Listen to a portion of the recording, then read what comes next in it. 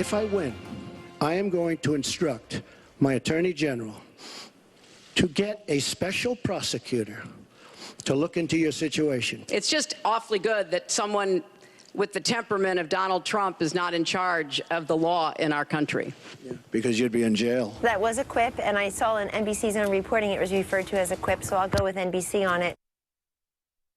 Was it a quip? Welcome back to America Talks Live, which today, like all others discussing politics, will dive deep into the psyche of two people, the nation following them, and how much medication will be necessary as people step into the ballot box next month. Ed Berliner joined once again by conservative strategist Christopher Metzler, and also joining us now, former Lieutenant Governor of New York State, Dr. Betsy McCaughey joins us. Betsy, welcome in. Christopher's here, but I'm going to start with you right now because here we go. You're the former Attorney General, so here we go. Let's get to work. Former Lieutenant Governor. I'm sorry. Former Lieutenant Governor. I'm sorry. I didn't mean to give you. If you want the AG spot, don't worry about it. We'll set it up for you and we'll have it all ready for you. But here we go. Eric Holder has already fired back today. Be afraid of any candidate who says he will order DOJ, FBI to act on his command. This is dangerous. In the USA, we do not threaten to jail political opponents. Did Donald Trump go too far? No, he didn't. And let me clarify.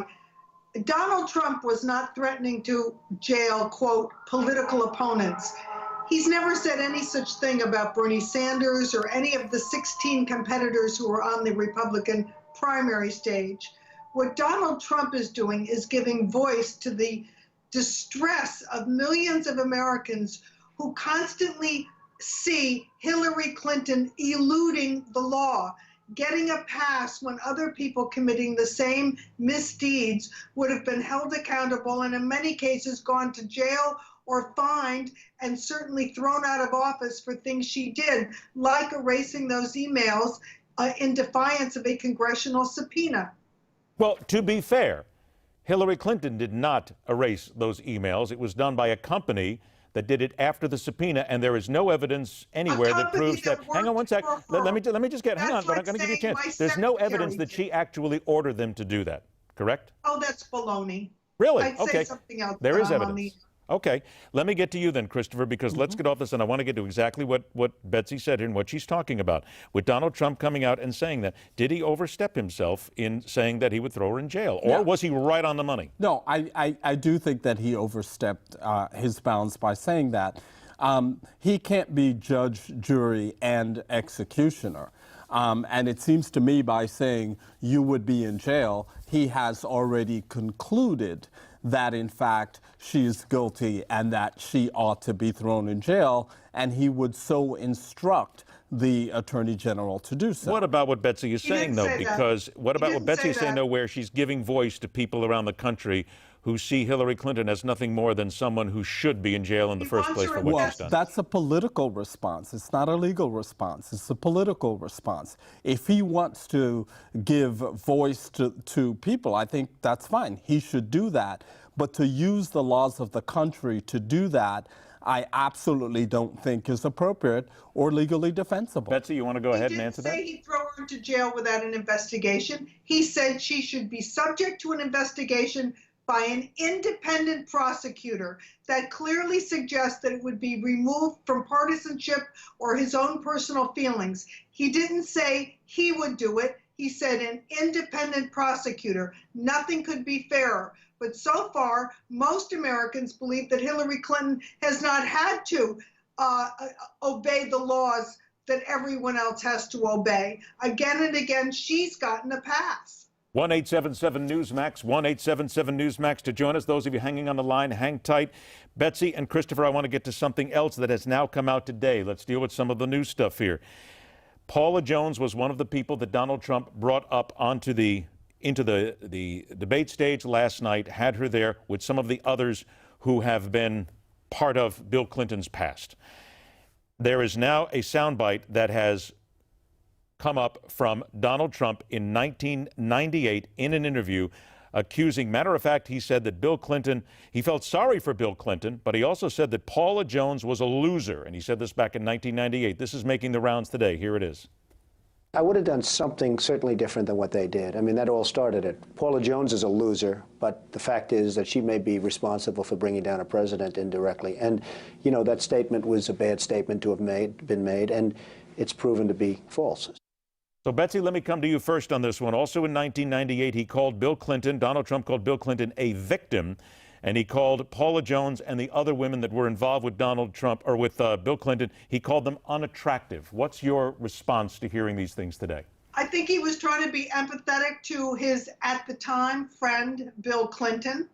But now he's seeing things from a different viewpoint because he's being unfairly bashed as somehow a sexual predator, when in fact Bill Clinton is the real sexual predator. So far, I've seen evidence only that Donald Trump is guilty of kind of potty mouth braggadocio, the kind of thing often found in locker rooms. So, Christopher, let me come to you then, and let's deal with optics and your part as a strategist here. Let's talk about these tapes. Now, it's funny how these things always seem to come up at exactly the right time. I've often wondered who's actually leaking a lot of these things. But then again, that's another story. Right. What is your take on this? Does basically everything Donald Trump said, does it get negated by the fact that these tapes now come out today, going back to 1998? Yeah, I think it does. Look, at the end of the day, so I hear what you're saying, Lieutenant Governor, relative to the fact that he sees himself as a victim now. Of course he does, because he's a politician. So he is in the political sphere, so he spins this towards him. That's what's going on in this particular case. And so I understand your point, but these are words that he said. He said those. And so if he said those, he should take responsibility for having said those. You can't have it both ways, Lieutenant Governor. How about that, Betsy? Should Donald Trump just come out today and say, okay, I said that in 1998. That was my friend Bill Clinton at the time. I've changed my mind since then because I've seen what's going on. Shouldn't he just come out and say that? Veracity of it. I'm just saying we could spend every day until Election Day debating these he said, she said about sexual conversations and sexual acts. I hope at some point we will start discussing what's in your wallet, what the tax code is going to look like under a Trump presidency versus a Clinton presidency, and what either of these people intends to do to make our nation safer. Most people just find this ridiculous. Wouldn't it be easier, though, if we did just do that? And wouldn't it be easier if Donald Trump, and again, Betsy, I'm just trying to play right down the line here. If he just came out and said, I said it, it's different now. I believe differently because I know, and then just stop right there and walk away and start talking about his tax code. Said or hasn't said. I've been at my desk all day, okay, earning a living. But wouldn't it be better if he just put it to rest, apologize, right, like last night, apologize, walk away, move on, and tell us about that tax code? That's important. Job last night, by the way, of apologizing, but also putting into context his words on the bus versus Christians being beheaded or drowned in steel cages, or the millennial generation unable to find work and move out of their parents' basement. I mean, there are so many big problems facing this nation. What Donald Trump said on a bus 15 years ago with a bunch of guys, it's just stupidity to keep talking about it. It's all fair. You're exactly right. Let me get a phone call in here at 1-877-Newsmax. Curtis is in Arkansas. Curtis, you're a Trump supporter, and you say you were disappointed in the debate substance last night. Why were you disappointed, and what did you want to hear? Well, we didn't hear enough about the economy and, you know, immigration and stuff like that. We wanted to hear about the tax codes. And all it was basically another argument between the two. Whose fault is that, Curtis? Curtis, whose fault is that we didn't hear about it? Whose fault is that? I don't know. The narrator, maybe? Okay, it could be. It could also be that it didn't come up in the conversation with the candidates. Thank you very much. Shirley, you're a Trump supporter. You're in Arkansas. You blame the moderators. Why? Well, first of all, they did the same thing that the first one did. They let Hillary have more time. They interrupted Donald Trump all the time. And when he said that, hey, you gave her a minute over, can I have 5 seconds? That's the way they're doing him.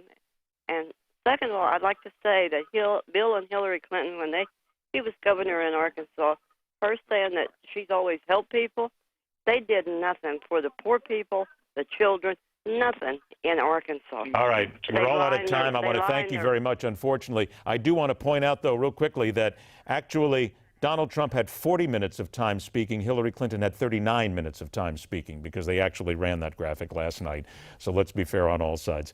Betsy, short notice today. I'm so glad you joined us because I'll tell you what, we got 29 days to go.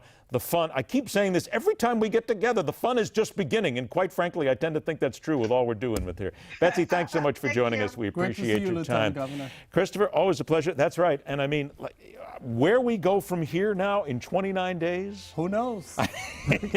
Just remember, it's political fun now is what we're into. That's what it is. But we're still talking about the future of the country. Absolutely. Always a pleasure. Thanks so much. My pleasure. Breaking back from the word inside the Beltway, plus your phone calls at 1-877-NEWSMAX, 1-877-NEWSMAX. Get on the line and join us on America Talks Live.